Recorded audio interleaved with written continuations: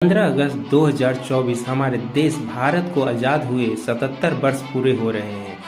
15 अगस्त 1947 को भारत अंग्रेजी हुकूमत से आज़ाद हुआ। इस वर्ष हम 78वां स्वतंत्रता दिवस मना रहे हैं। स्वतंत्रता दिवस के अवसर पर स्कूल और कॉलेजों में भाषण और निबंध प्रतियोगिता का आयोजन भी किया जाता है।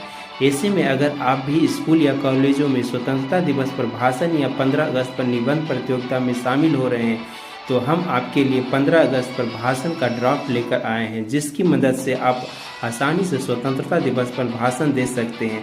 आइए जानते हैं स्वतंत्रता दिवस पर भाषण कैसे दें। सबसे पहले मंच पर जाएं और सभी को प्रणाम करें और अपना भाषण शुरू करें। आदरणीय सर, प्रणाम। और यहाँ मौजूद सभी साथियों को मेरा नमस्कार। जैसा कि आप जानते हैं कि आज हम सब यहाँ स्वतंत्रता दिवस के अवसर पर एकत्रित हुए हैं। आज़ादी 3 शब्दों से मिलकर बना है। इसी आज़ादी को पाने के लिए भारत ने 200 साल तक अंग्रेज़ों से लड़ाई लड़ी। भारत की स्वतंत्रता यात्रा अपार बलिदान, साहस और एकता से भरी हुई है। 1857 के विद्रोह से लेकर भारत छोड़ो आंदोलन तक हमारे स्वतंत्रता सेनानियों ने हमारी स्वतंत्रता के लिए कई चुनौतियों का सामना किया। स्वतंत्रता दिवस एक ऐसा दिन है जो हमें स्वतंत्र और सुरक्षित महसूस कराता है।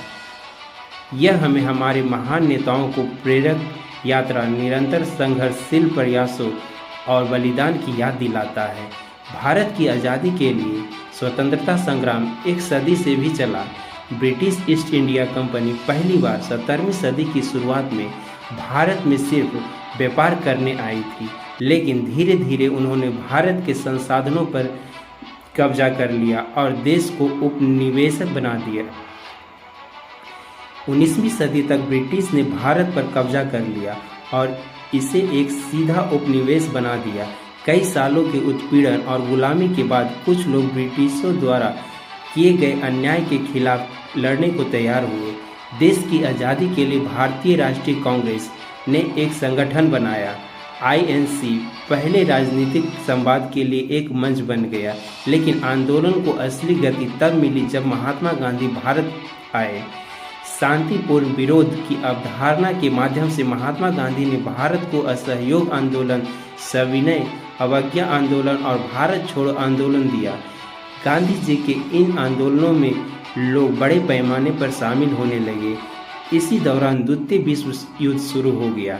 ब्रिटिश नियंत्रण कमज़ोर होने के कारण स्वतंत्रता की मांग तेज हो गई।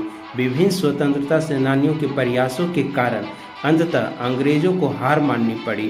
काफ़ी लंबे संघर्ष के बाद भारत को अंग्रेज़ों से आज़ादी मिली। 15 अगस्त 1947 को भारत को एक स्वतंत्र राष्ट्र घोषित किया गया। भारत की आज़ादी के लिए मंगल पांडे, नेताजी सुभाष चंद्र बोस और शहीद भगत सिंह समेत अनेक स्वतंत्रता सेनानियों ने अपने प्राणों की आहुति दी। अंत में भाषण खत्म करते हुए सबको धन्यवाद कहें। जय हिंद, जय भारत।